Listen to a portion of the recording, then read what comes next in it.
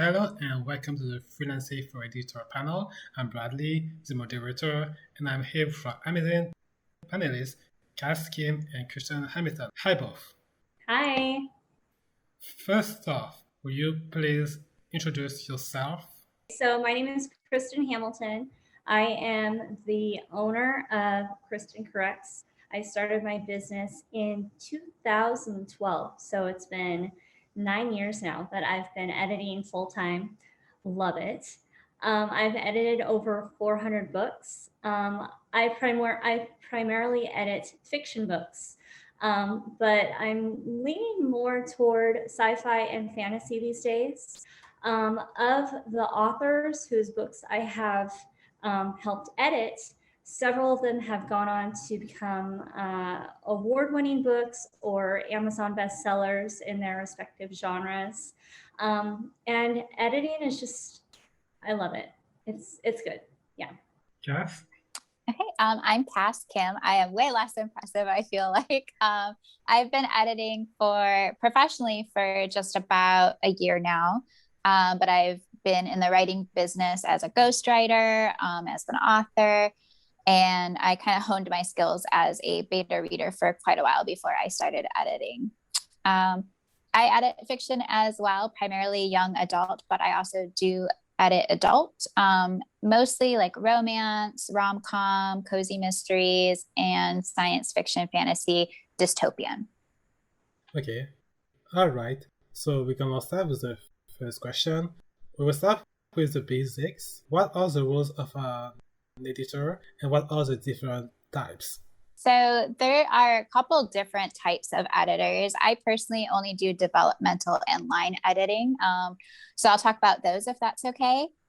Sure. Okay, cool. So developmental editing looks more at like the broad strokes of the story. It looks at plot continuity, character continuity, any twist, how they work, any pacing issues, that sort of stuff. It kind of just looks at the broad look at the story and where to fix it, or where to work on it to really make the areas shine that the author is hoping will have a big impact. And then line editing looks more specifically at the flow of the lines and the pacing at the paragraph level versus the story level necessarily. It looks a lot at dialogue to make sure that it sounds natural, and just looks at the best way to make sure it's not overly repetitive and that the sentence structure varies so that it's pleasing to the reader as they go through the flow. Yep. That's exactly how I would define it as well. A lot of editors define services differently. So it's really important to kind of clarify what the service that you call as line editing, for example, what that includes. I also offer developmental editing and line editing. Another service that I offer is called copy editing. Sometimes it's also known as proofreading, which is where you're looking at the surface errors, things like spelling, punctuation, grammar, word choice, things like that. But in addition to these services that editors provide, there are also many more roles, at least what I have found. An editor is a team member, they're a project manager, they're a sounding board. So an editor is not just someone who comes in and hacks up your manuscript. They're also someone who's there with you from the beginning until the very end. Yeah, absolutely. I'm really glad you added that because that's really important. A lot of people don't realize that there's more to just the read through. There's a lot of back and forth with the author. I've had authors be like, "Can we do a quick coaching call? I'm like in the middle of book 2 and I'm not sure what I wanted to do here." And it is being a part of the team, and it's a really special thing to be able to be a part of. Yeah, absolutely. I always tell my author clients that if they have questions or if they need advice or feedback on their manuscript or anything in the publishing process, we are there to help authors in a lot of ways. Yeah. All right. How did you get started in freelance editing? Okay, so I'll start this one. this is a story. Okay, so let me set the scene. Okay, it was 2012. I was in my last semester at Boise State University, pursuing a degree in English and writing.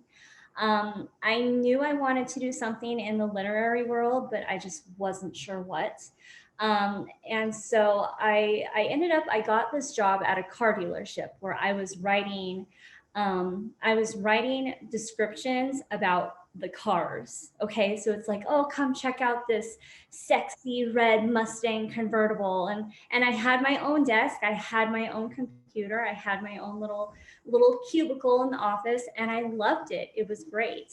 But then there were cutbacks, and then I was laid off. And I was devastated. I was so upset because it was supposed to be the beginning of my career in writing and editing, and I crashed and burned. And so a few weeks before that, my then boyfriend, I ended up marrying him. My then boyfriend got me this book called Freelancing for Dummies. And so I was unemployed. So I sat on the couch that weekend and I read it.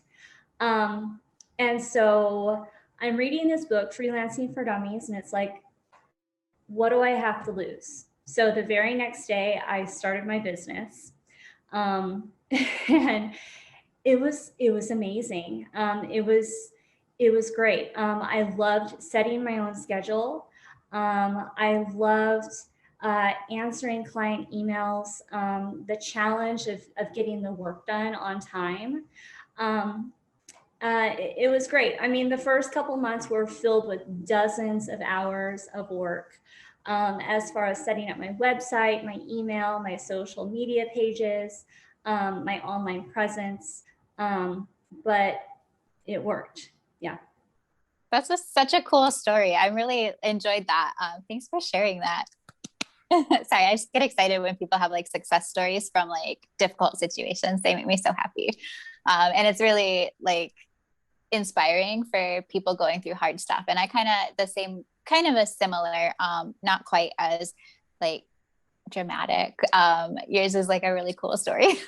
Mine is just, I'm a speech language pathologist by trade. So I have my master's in communications, speech language pathology, which is why I feel pretty comfortable with a lot of the grammar stuff related to writing. And then I was furloughed in May during the pandemic from the rehab hospital that I was working at because, people weren't doing elective surgeries. And so the hospital just didn't have the same amount of staff needs as they usually did.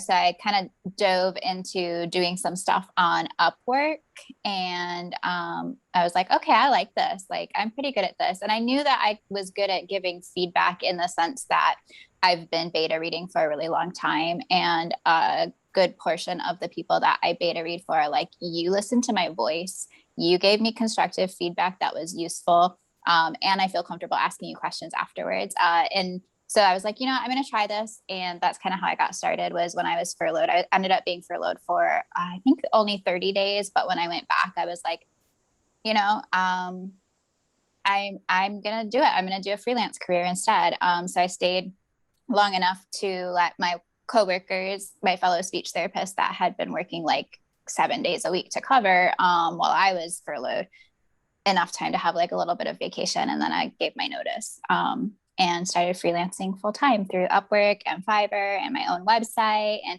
yeah, that website building, that is time taking. And then like doing all the licensing for like a business and stuff. It takes a lot of time. It's not just something you can just like wake up and be like, I'm just going to do this. Like, if you want to do it consistently, it really takes work being a presence. Yeah. Yeah. I'm also really glad that you brought up about how you started your business on Upwork, because I was the exact thing. The first probably maybe even the first 6 months of my business, I was really reliant on Upwork. And their wages are terrible. I mean, to put it bluntly, they're really bad wages. But it got me the testimonials and the start of the portfolio. And so that was really part of the foundation of my business, was doing work on Upwork. Yeah, I think it's a really great starting place. Yeah. Thanks for your stories. What do you need to become a freelance editor?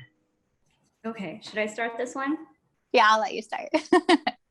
Okay, so of course you're going to need the basics, a computer or a laptop, an email address, a website.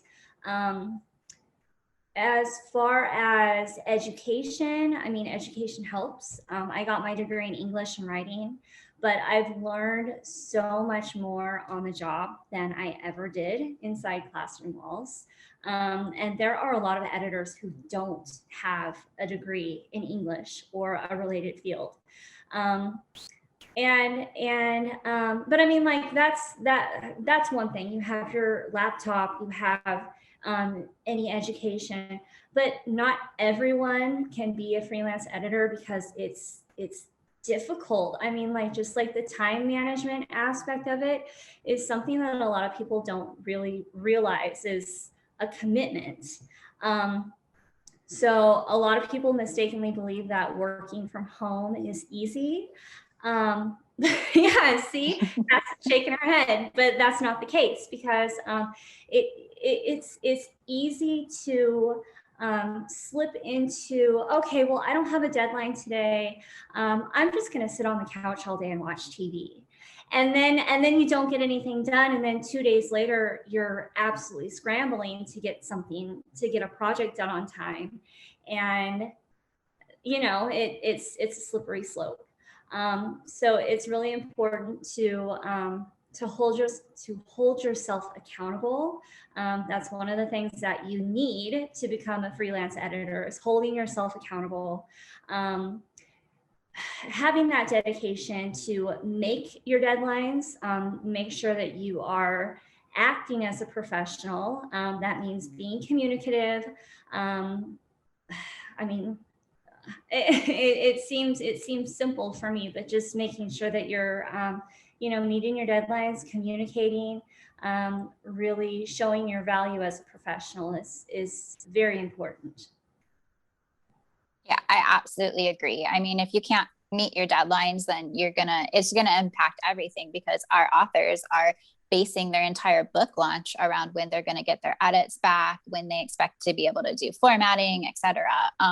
So definitely, you really have to be able to have time management and be self-disciplined to do that. I think another thing that I know you talked about, like a computer and a website and stuff, I think you need to have reliable internet access. I think if you're just starting out, I think you also need to have a safety net. I think it really helps, like whether it's like parents or a spouse or savings or something, because it does take time to get a consistent client base. And then once you do, it's really hard to be like, okay, I'm not taking this job, even though like it's a really interesting job, but because you have to manage your time and you have to be able to say like, I can't right now, even if you're scared that client's going to say, okay, I'm going to find somebody else because I need it done now. So that's really tricky. For me, I find that having a notebook that I can actually handwrite things in, so that I'm not tempted to like get into something like a project on my computer when I'm double checking deadlines and stuff, is really helpful, like a written agenda. And I think some characteristics that help are being able to focus well and knowing how to focus well. For me, that means that I have to not be in a room with like the TV on or something. So if I'm working on a weekend, which happens way more often than it should, I have to like literally go in a different room so I don't get distracted by like the TV noise or something. And I think having a good memory is important, because we're doing so much looking at consistency, and you'd be surprised some of the things that you find. It could be like a character name spelling changes midway through, the details like the color of the eyes. Like we have to pay attention to that, and we have to make sure we're on our game for that. So I would say, if you know that you don't always have like the best memory for all of the details, have a really good adaptation strategy, whether it's like worksheets that you fill in as you do a book. And that might actually be good if you're working on sequels. Sometimes I will actually write down details so that if I know it's a planned trilogy, book one, I'm getting these character crib sheets done, so that I'm making sure I've got my authors back on all of those little details. So I think just being well organized and knowing where you need to have like adaptations to make sure you're as efficient as possible is something that's going to be really helpful. That's a really good point that you brought up about like taking notes and stuff. And that totally jogged my mind about, I have this plot mapping worksheet that I actually made myself. I don't know if it's going to show up. Okay, there you go. So like I actually designed this whole thing myself. Like it has the beginning and like how the book is supposed to increase in tension as the way you have your first climax, then you have your midpoint twist, and then the novel climax, and then the resolution down here. And then on the back side, I have these little spots where you could put, all these different things that I'm looking at: the setting, the point of view, the writing style and author voice, the characters, where I'll point out the like different quirks and characteristics and physical descriptions and stuff like that. So I'm like constantly printing these out and writing on these. And that's actually something that I just created like within the last year or so. But it helps. I mean, it really, really helps to take notes and really make sure that you have a system. Yeah. All right, thank you. To go back to Cass' point about gaining clients, what have been your most successful method for gaining them? Oh, so that's a good question. I think starting out on Upwork and Fiverr, like we talked about, is kind of important for just building some testimonials and getting experience. Because the wages there are not going to be super livable wages between the fees that the third-party service takes out and the fact that a lot of people using those services tend to want to not pay as much, I guess is the nice way of saying it, that it's going to be a place to start, but it's not going to be a sustainable place, in my opinion. So for me, my website has worked really well. And you can do things like run Google ads for your website. And so that way, when people search for like an editor for a specific genre that you highlight that you do on your page, people will find you. So for me, I very much prefer getting people from my website. But then you also have to keep in mind, come tax season, they're going to need either your business ID, or if you don't have a business ID number with the tax people, they're going to need your social security number to give you your freelancer paperwork. If they do anything over $650, I think it is, with you, which most full-size manuscripts are over that. So that would be one thing to consider about doing your own website to gain traffic versus using a third-party website such as Upwork or Fiverr, where you negate the need to exchange tax information. Those are really good points. Yeah. So I would second what you say about as far as doing all your work through your website, because like I said, I started on Upwork. And there are other sites that editors can work through, such as there's Fiverr, there's Reedsy. I'm sure there's other ones. Freelancer, I think, is another one. But I don't do any of my work on third-party apps anymore, just because of that reason. The pay is usually not as good, and then there's a lot more hoops to jump through. And in my opinion, it doesn't feel like it leaves the editor as protected, as far as those sites generally tend to favor the author side of things. But to answer this question, what has been your most successful method for gaining clients? Well, for me, it's SEO, which is search engine optimization. When I set up my website like 9 years ago, I really made sure to use certain keywords in my website. And so that actually put me on page 1 of Google for manuscript editor and manuscript editing. And that brings me a lot of work. Actually, Google makes up 41% of my new job leads. And I mean, not to sound too proud of myself or anything, but I do good work. So I get these clients, and then those clients become return clients, and then they generate word of mouth referrals. And so in 2020, 78% of my jobs were from Google and word of mouth or returns. Yeah, I mean, like, the bottom line is that obviously SEO is a difficult thing to get right on your website. But the bottom line is that the clients that you do have, wherever you get them from, you need to make sure that you're treating them well. You need to make sure that you're taking care of them well. Do all the right things to make sure that they will come back. Mm-hmm. Yes, absolutely. I totally agree. Because I mean, even just like a couple months into getting clients, I'm like booked out with repeats or like friends of clients. And she's, yeah, so right. You're so right. 100%. What resource would you suggest for those wishing to become freelance editors? I know, Christian, you mentioned freelancing for dummies. Do you have any others? Oh yeah, I mean, oh my gosh, there are so many resources out there as far as um, how to become an editor, not only on the business aspect of it, but also the grammar aspect of it. There are tons of resources available. I like the EFA. The EFA is the Editorial Freelancers Association. It's a membership, so you're paying money each year to be a part of this group. But they have resources, they have classes. Same thing with ACES, which is the American Copy Editors Society. That's also a membership, but they also have resources, they have classes, they have webinars. So those are really good places to go as far as learning how to not only run your business, but also be better at grammar and sentence structure and those things that us editors do. Apart from that, having a copy of the Chicago Manual of Style, which I have right here on my desk. This bad boy, look at how thick this is.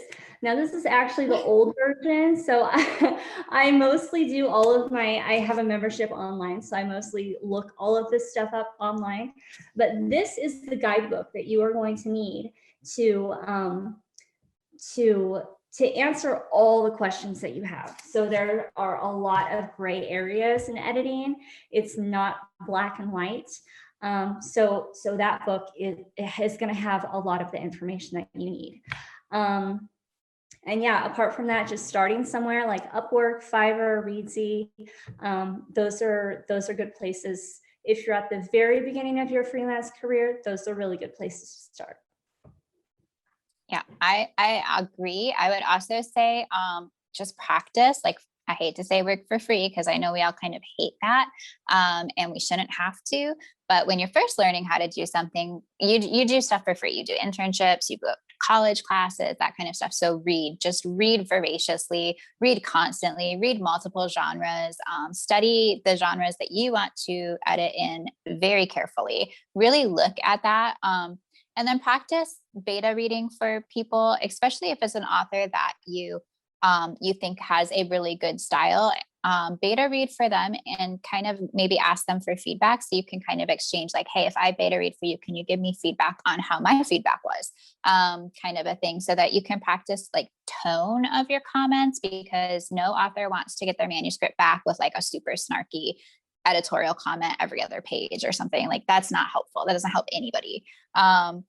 And then practicing reading for voice.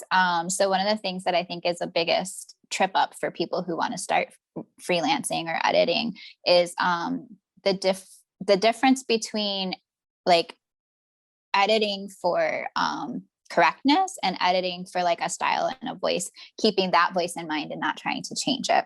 So I would say that would be like one of the reasons, if you have an author that you know and you like, and they're in the community, and you could say, hey, can I edit for you for some feedback for free, like beta read, that would be a good way to practice like the voice aspect of it, because you would know their voice since you like their other work. And then, yeah, absolutely look things up. I will often look things up, multiple resources, and then I will maybe make a comment for the author, like, well, you can do it this way. Another way is this way. Whichever one you choose, make sure you're consistent. And then I'll flag it like every time that same thing shows up for like, you know, throughout the manuscript, or if it's kind of rare, or if it's like often, I'll say like, search and find this. Yes. Here's your choices. This is why. Yeah. You got to like, teaching is a good thing, I think, as an editor, because you learn more the more you're teaching other people too. And even when I know the answer, I'll still look it up. I'm not gonna lie, I look things up constantly. Yeah. All right. How many hours a week or per project do you spend editing? Editing is a lot of work. It's really intense mental work. There are a lot of days when it's like I get off my computer, I'm done with work, and I go to the couch and I just stare. Like I have that long distance stare where like I'm not like looking at anything, but I'm just like exhausted. Like those are the really bad days. You don't want to get to that point. Trust me, you do not want to get to that point, because that is like really, really harsh on the brain.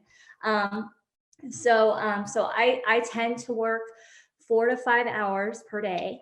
That's just pretty much what my brain can handle. From talking to other editors, it seems like that's pretty much the average. I also like to spend about an hour a day doing what I call promotion, which is I'm answering client emails, I'm checking my social media pages for my business, stuff like that. And so all of that combined, my work weeks tend to be about 28 hours a week altogether. When I first started, it was much more, because building my website, building those social media pages, my presence, all of that stuff is a lot of work. It was a lot of work. So when I first started, I busted my ass. It was 40 or 50-hour weeks. So how many hours per project you spend editing? A project can take 30 hours on the very low end for one pass, to 100 hours or more. It really depends on how many passes the manuscript needs, what shape the manuscript is in. No matter what, you are going to be intimately familiar with that manuscript by the end of the project. And by the end of the project, you're going to be like, here, take it back. I never want to read this book again. You're going to be really proud. And especially when that book becomes available, it's published, and especially if you have a paperback that you hold in your hands, it's like, oh my gosh, like I helped make this, it's very powerful. But yeah, it's a lot of work. It's a lot. Yeah. Yeah, I agree. It can really vary depending on the project, how much time. So something that I will sometimes do for authors, because I edit for a lot of like independent authors, self-publishing. So I might say like, send me I do a free 1,500 word like sample edit, which that alone some days can take like 3 hours, depending on how many emails you get sent from prospective clients. But like for a specific project, if they send it to me and I can see that there's maybe more work than your typical line edit, I might recommend like, hey, I think we should probably look at more of a developmental style edit first, and then a line edit second. That way it's not like this brain mush of trying to figure out both things at the same time for the author, because when there's a lot of rewrites, those line edits or those copy edits are just not useful anymore because they get written out. So what I'll do, and I don't really recommend doing this because it really kind of bites me in the butt time wise, time money wise, is I'll be like, well, I offer paid beta reads and they're fairly cheap. So let's do a paid beta read first, and then we can come back and look at the line edit second. And then I'll give you my returning customer discount, which basically means your beta read was free. So like I said, probably don't do that because it's not super business smart. But like for time wise, it's a lot easier because I'm going through the manuscript for the big moments and the small simple fixes that I can teach, like there in that moment, or how we capitalize dialogue tags versus action tags not being capitalized and that kind of stuff, which will make the overall edit in the long run, where you're really going through super carefully, much smoother and easier.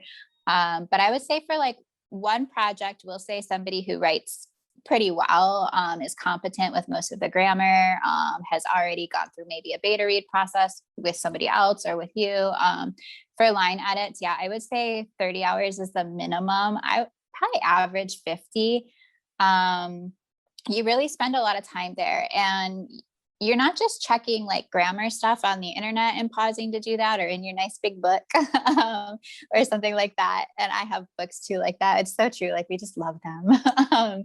But you're also going back to the manuscript and comparing something from like, wait, 2 chapters ago, this was stated. Does this fit here? Let me read and make sure I read that correctly. Okay, let's go back here. How can we change this? What should we recommend to make sure this is consistent, or that it doesn't like make the reader do what I just did? So it's a lot of rereading and a lot of rechecking even within the manuscript. So yeah, I would say like, 30 to 50 hours minimum for a project. And then week wise, I have a lot of irons in the fire at all times because I have absolutely no self-control with saying no.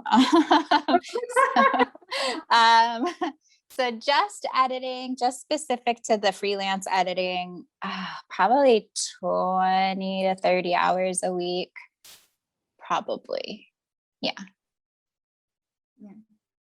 I wanted to go back to what you said about checking something that and seeing if it coincides with something that happened 2 chapters earlier. That is really that's why it's so important to take notes when you're editing, because like I'm telling you, when I started this plot mapping worksheet that I'm like scrambling to get right now, I like write down what happens in each scene, like down the side here. And so like it's a lot of work. It is a lot of work, but I'm taking notes so that I don't have to like go back and be like, okay, well, I think this happened if I'm remembering correctly, but what page was it on? And then I have to spend all that extra time rereading something just to verify it. If I write it down, and if I'm smart, I'll write it down and I'll write the page number that scene was on. It really expedites the process. That's a good idea. All right. How do you decide how much you will charge a client? Not really. So I guess I will though. I got to answer it at some point. So for me, I kind of have a little bit of a scale. I'm pretty low right now because I consider myself to still be like learning, right? I mean, I'm very good at it, but I feel like until I have 400 books that I've edited, I'm like not top notch, right? So I do a scale. It's on my website, and it's basically like 1.5 cents per word to like 5 or 6 cents per word, depending on the level of the manuscript when they send the sample edit, the length of the manuscript. So if it's a super, super long manuscript, I would maybe decrease it a little bit, because at some point you're giving similar notes throughout, just because it's like, hey, this is your catchword or your crutch word or whatever. And so there's a lot of factors. If it's a returning client, then I'll give them usually a discount. Sometimes I'll run like new client discounts. But ultimately, I would say you should probably charge more than your gut tells you to, because honestly, when I sit down and work out the math of it, I'm likely making maybe $20 an hour. And that's not including all of the tax aspects of being self-employed. Yeah, you should definitely raise your rates. Yeah. One of the best pieces of advice that I've had given to me was do the highest number that you feel comfortable with asking, and then add 20%, and then ask for that number. It's terrifying. It's terrifying. But you'll be surprised if you present yourself as professional, and that means a nice looking website, testimonials, portfolio, social media pages. I mean, that helps. Yeah. If you present yourself in this way, people will pay your prices. They'll pay it. Back in 2018, I realized I was really, really undercharging my services and undervaluing myself. And so I did a lot of research, and I saw what my prices should be. And they varied over my different editing services, because I charge per word. I charge more for developmental editing. I charge less for proofreading. But pretty much across the board, I had to like triple my prices. So like I tripled my prices overnight, and it was terrifying. It was so terrifying, but it worked. It worked. And so pretty much overnight, I was able to suddenly work a third of what I was working, and still make the same amount of money. And it was amazing. That was probably one of the best things that I could have done for myself as an editor in my career. Finding out what the going rate is, and then not being afraid to ask for that. Yeah. But let me get off my soapbox now. So to answer this question, how I would answer this question, how do you decide how much you'll charge a client? So editors charge per project, per hour, or per word. I charge per word, and I always have, just because it gives the client a solid price up front, how many words the manuscript is, as opposed to, this will probably take me 45 hours to complete. But then, at the end of the project, if it ends up taking you more, I just feel super uncomfortable with being like, okay, yeah, this took me 52 hours actually, so you owe me an extra 7 hours worth. That's not something that I feel comfortable with doing. So that's why I charge per word. Another thing is that I know how many words per hour I can generally edit. So I have based my per word pricing off of that. And I use industry guidelines as a standard. So the EFA has a really good rates chart.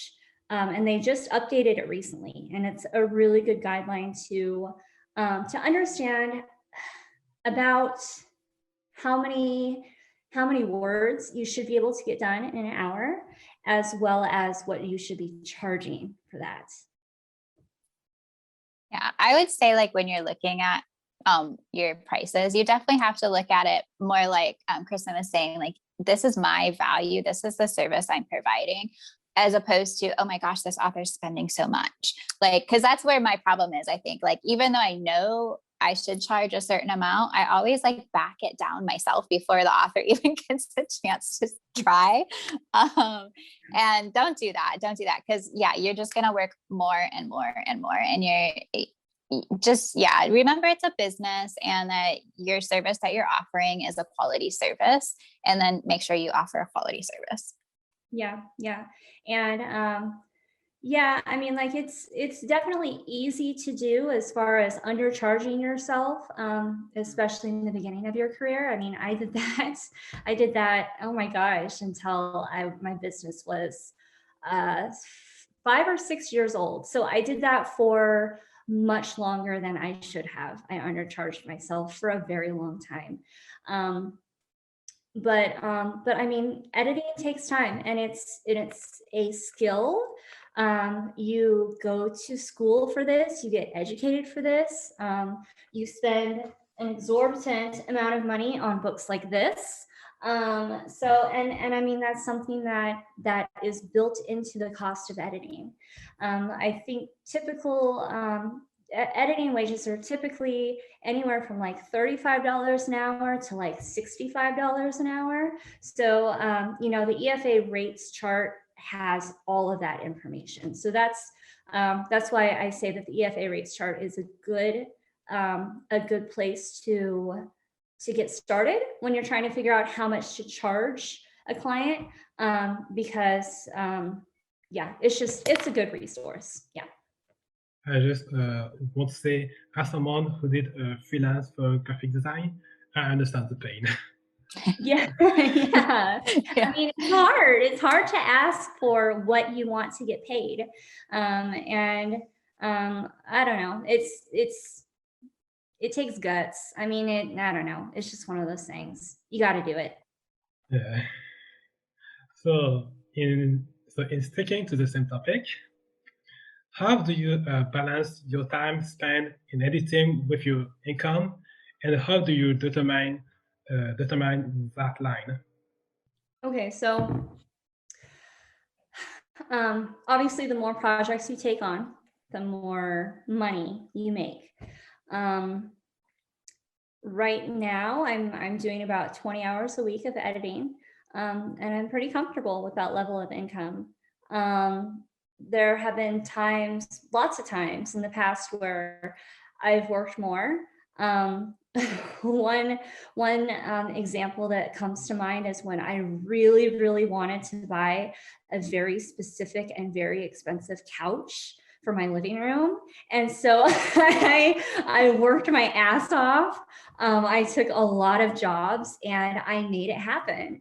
But that's one of the really nice things about owning your own business, and setting your own schedule, is that if you want to make more money, you work more. There you go. Yep, exactly. I think, so I do multiple things freelance. I don't only edit. I still do speech therapy as a contractor as well. And that's really nice for supplementing that income, because it's a set rate and I can't undervalue myself. And that's something that I definitely need to work on. And I think it's something that is really important for people to think about before getting into freelancing. Like, you have to know where that line sits for you, and you have to be able to know what that bottom line is for your overall income, so that you can not work like 80 hours a week, because it's really easy to fall into that. There's always going to be somebody asking you to work for less, or even for free. So yeah, I think just getting good at saying no politely and actually sticking to it is probably really important. I would say that I actually like balancing multiple freelance things at one time, because when I'm editing a manuscript, it is literally like the thing that I'm focusing on. I don't read outside of that manuscript. I don't write anything of my own outside of the manuscript. When I'm in a specific manuscript, I am in it until it's done. I might pop up for air to do like a treatment, like a telehealth treatment, or to go into the clinic and see 2 or 3 patients. And that's like it. Like, my whole focus is on that. So I think for me, it's really healthy to have other things that I'm stepping away to do in between. And I think it also refreshes my brain palette, so that I can look at the voice of each author fresh and new. But that's just how my brain works, and everybody's brain and time and preferences is going to be different. So I think that's something to really play around with in your first couple years, is to figure out what works best for you, what's going to allow you to meet your bills, what's going to allow you to have a little bit of room to breathe, and to keep in mind that if you're working for yourself, you don't get vacation pay, but you do get flexibility. Mm-hmm. Yep. All right. To go back to clients that might ask for less or for free, how do you manage those that might be challenging, to stay polite? Okay, so challenging clients. I've had a lot of them. So ultimately, what I have drilled into my mind is that the client is in the author's seat. The author, hold on, wait a minute. The author is in the driver's seat. Okay, the author is in the driver's seat. This is the author's book. This is not my book. This is the author's book. So I can make a suggestion that the author doesn't agree with, even if it reintroduces an error back into the book. I have to let it go. I have to let it go. So I have to realize that even though I'm here to make the book the best it can be, ultimately it is up to the author to decide whether or not they want to take my edits and my suggestions and implement them into the book. So if they don't want to accept half of my edits in the book, and that means that the book might get really bad reviews and saying that, oh, there's typos and there's grammar errors all over the place, I have to know, okay, this was the author's choice. Sometimes it can be very frustrating. Sometimes it's maddening to know that all this time and effort and work that you've put into a book is just flushed away because the author doesn't want to accept your changes, or for whatever reason. It's frustrating, but it's one of those things that you just kind of have to live with.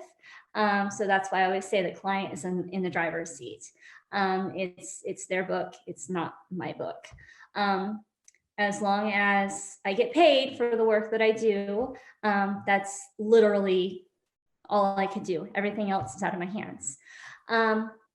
On some very rare cases, I've had to cancel a project with an author.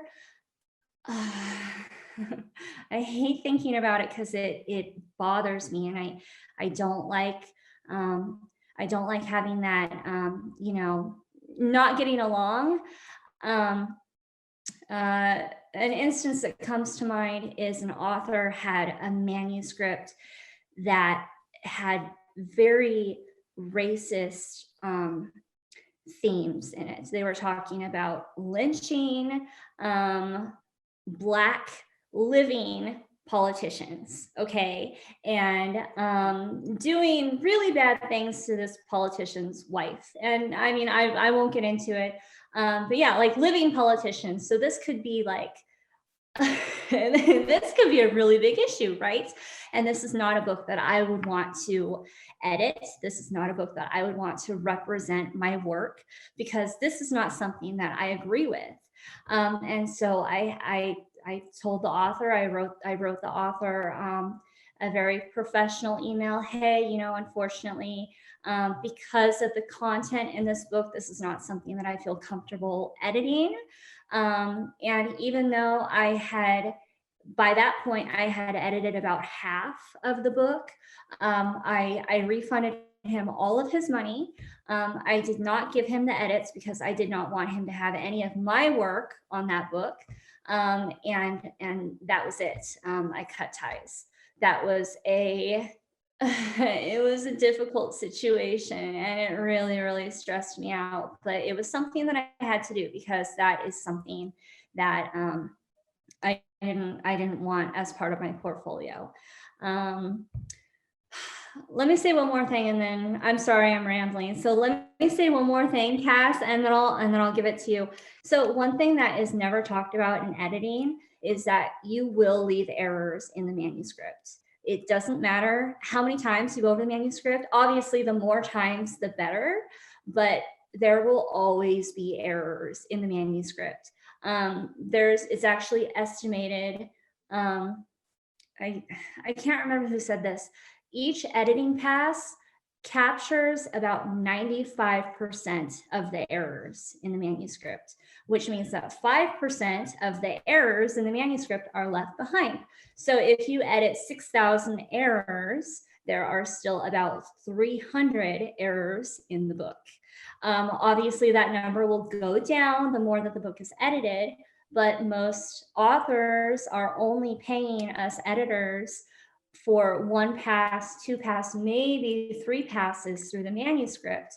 And these authors are not made of money, so that's all they can afford. And there's only so much you can do. So this is why I always stress to authors that they need to self-edit their book as much as possible before handing it to the editor, and have several editors do multiple passes over the manuscript.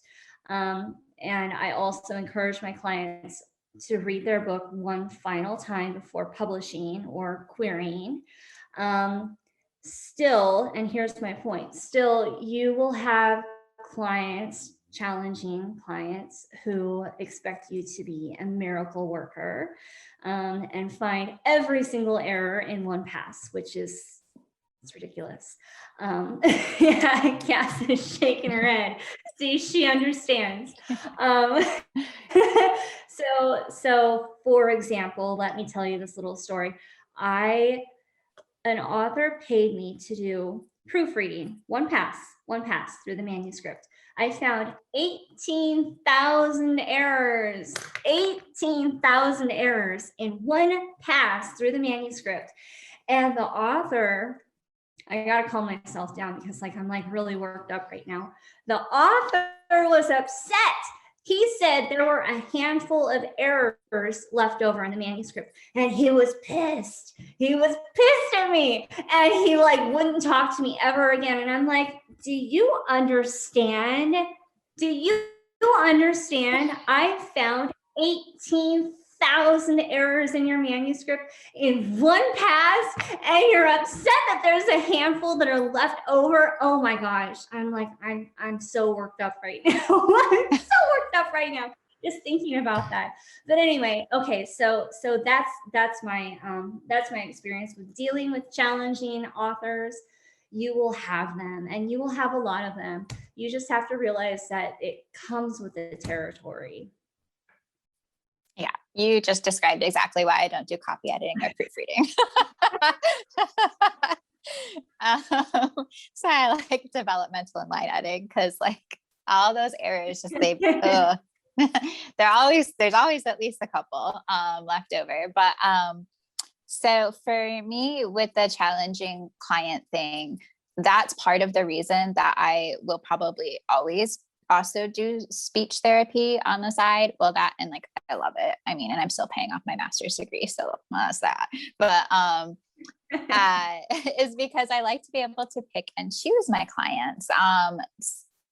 So there have been a couple of times that I've had clients that didn't end up working out, and same idea, I refunded the money and just said look, I'm sorry, I'm not the editor for you.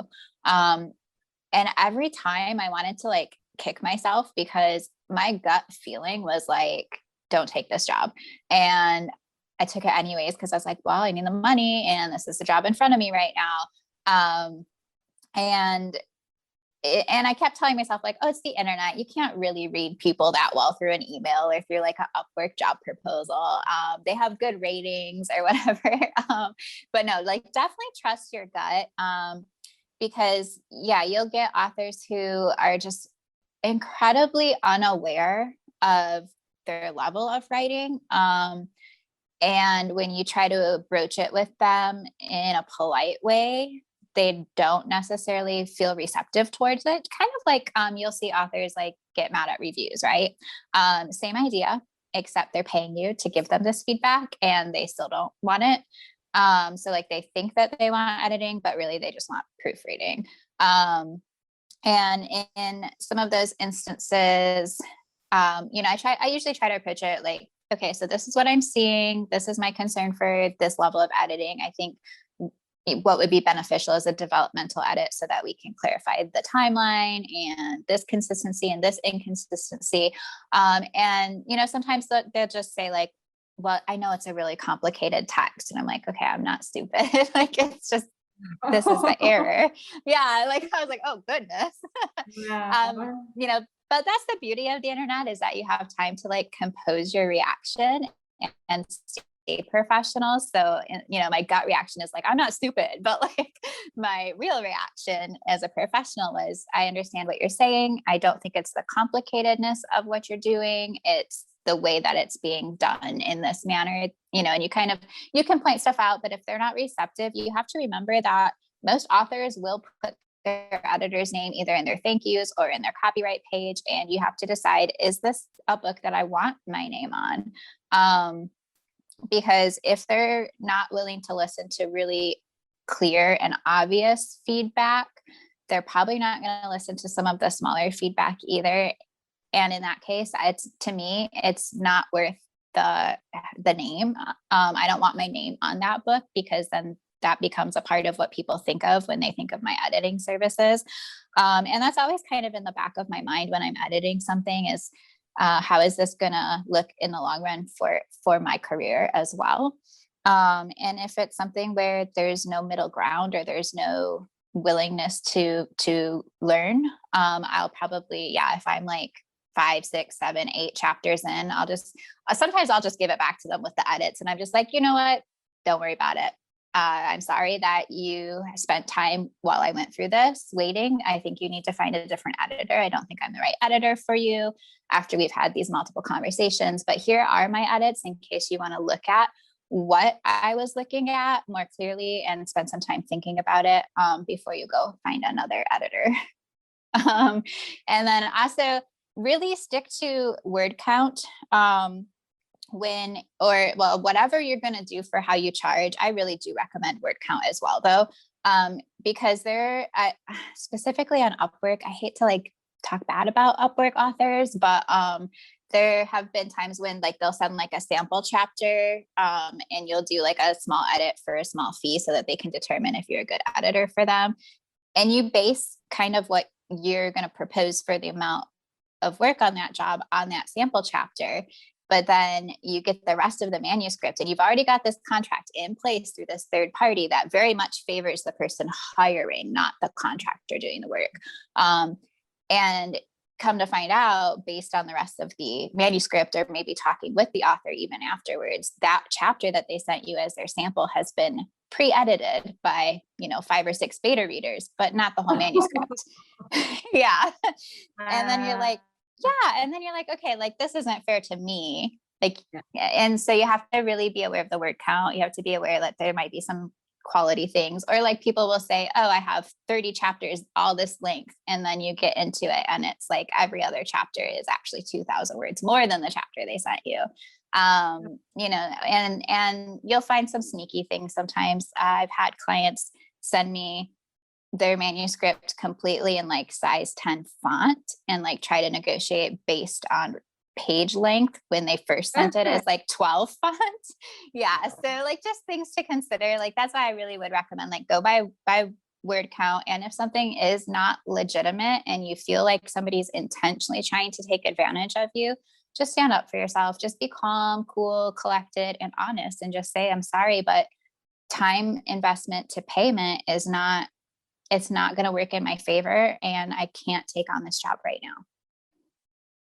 Yeah, I think you said a really good point when you said trust your gut, because you're right. Even though it is the internet, just how, I don't know, like there's no real clear, like, okay, if this person, if a potential client says X, then that means that they're a bad client. Like there's nothing like that. But like it's just minor things that that kind of make red flags pop up in your head.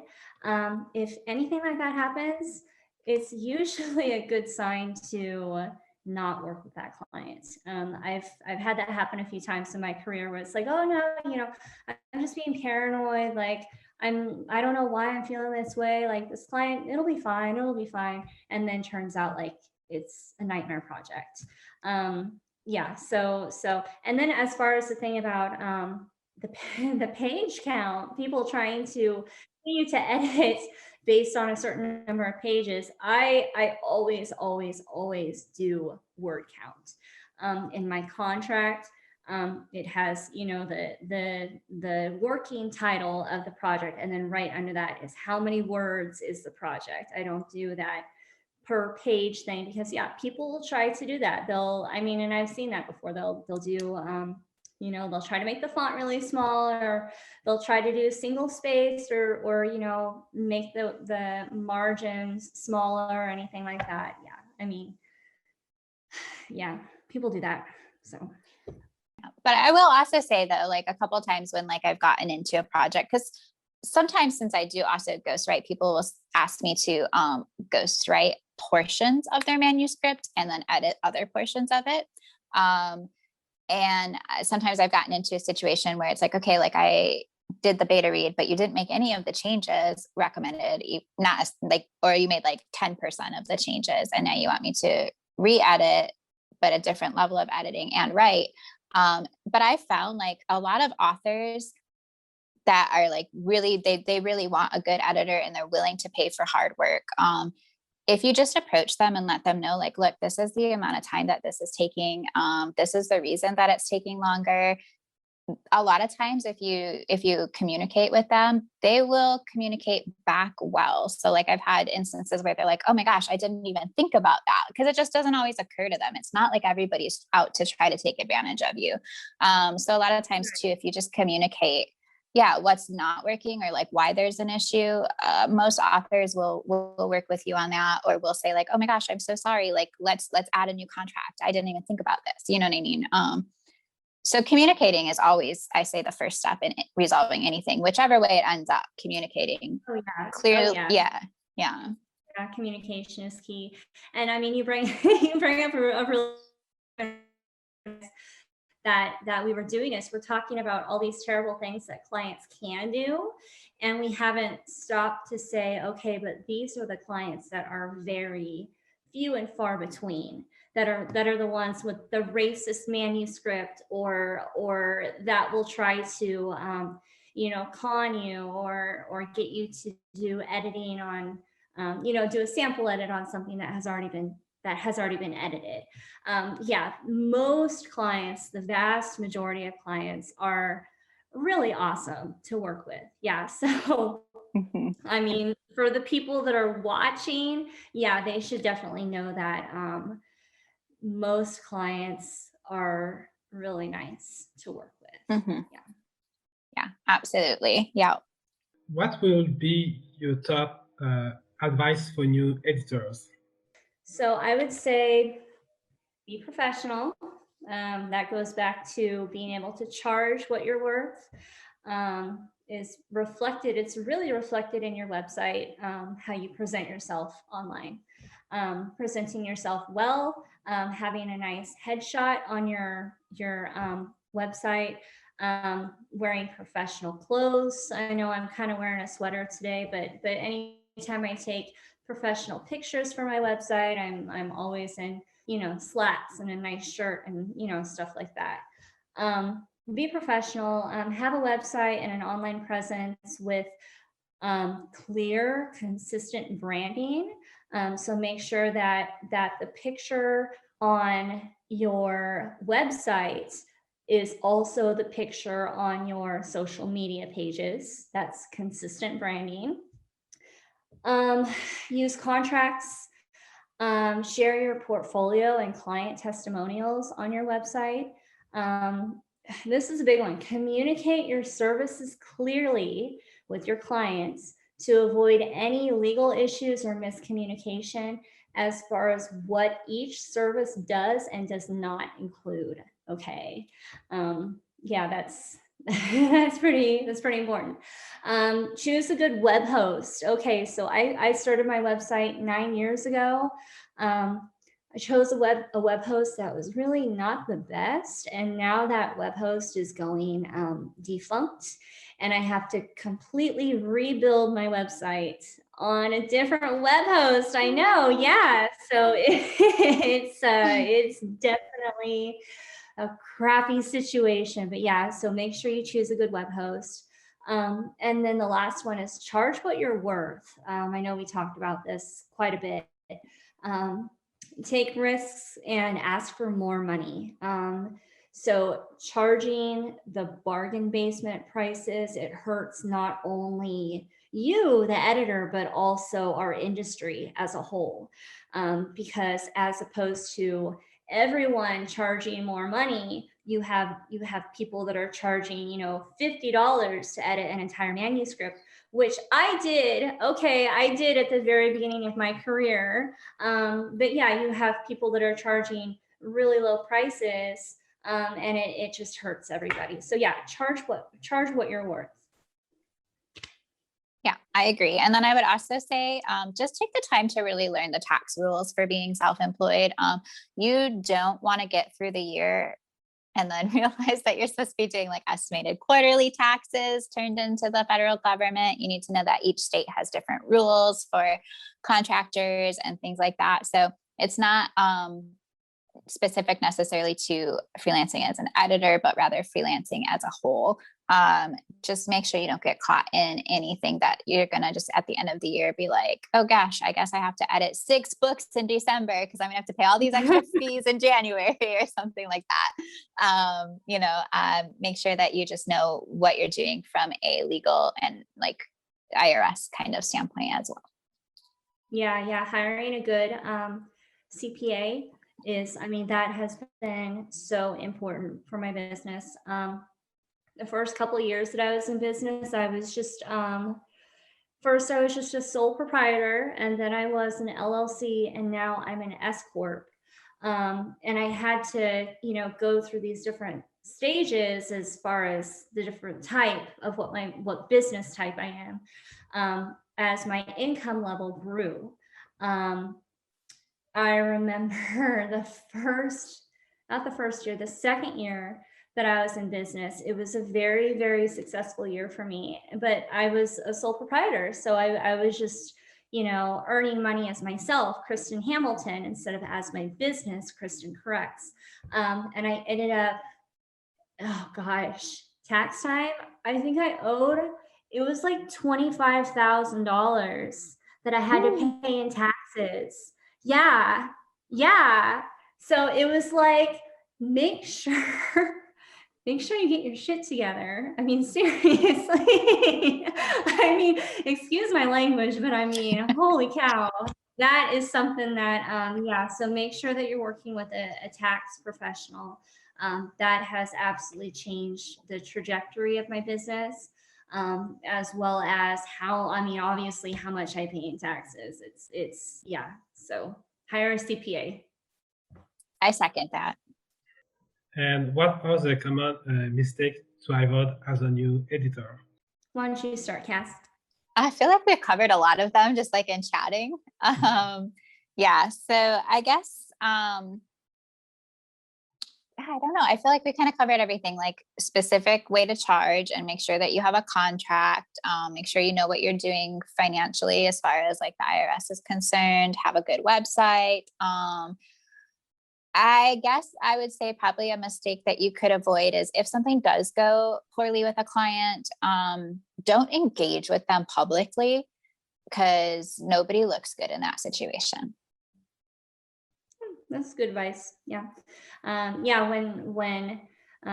I think this is something we talked about earlier, is that when dealing with a challenging client, there are times when a client will say something or do something that will just like be so incredibly frustrating.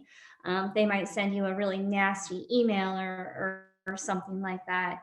And you're gonna want to, clap back and respond and, don't, relax, go step away from the computer for, honestly, probably the rest of the day.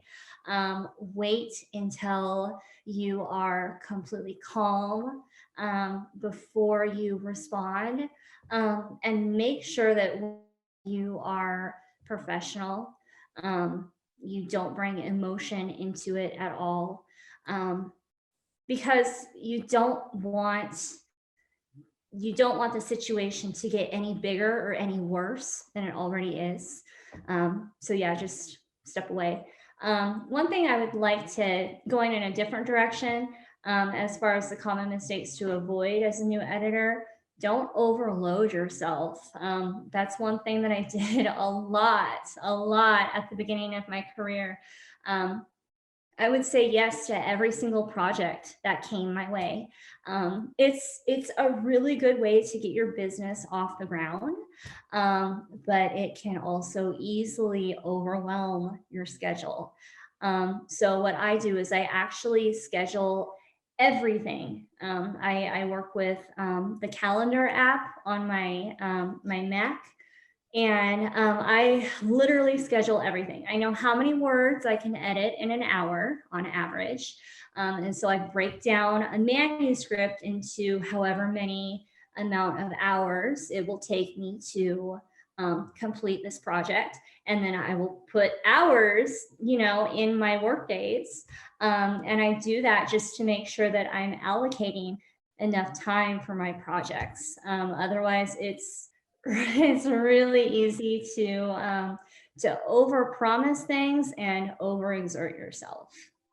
Yeah, because it's really exciting when people are like emailing and like asking for sample edits, and they're like, "Oh yeah, I want to go with you. Your sample edit was great," and you're like, "Yay!" And then you're like, "Oh, now I have 5 manuscripts all sitting in a row waiting for me." Like, yeah, exactly. It's way too easy. Yeah. All right. So this is the end of this panel. Thank you both. Before we wrap up, where can we find you online? So you can find me at my website, Kristen Corrects, KristenCorrects.com. That's Kristen, and then corrects, like she corrects a manuscript. And the same handle, Kristen Corrects, for Facebook, Twitter, Instagram. Yeah. You can find me on castkim.castkim.com. And you can find me on Instagram and Twitter, but I'll be honest, I'm just like a regular human there. So if you like my weird faces and stuff, then see me there. If you want my editing services, probably just check out my website. All right, so thank you to our Thank you to our panelists. Thank you all for watching this video. If you like, the panelists will be in the chat to answer any question.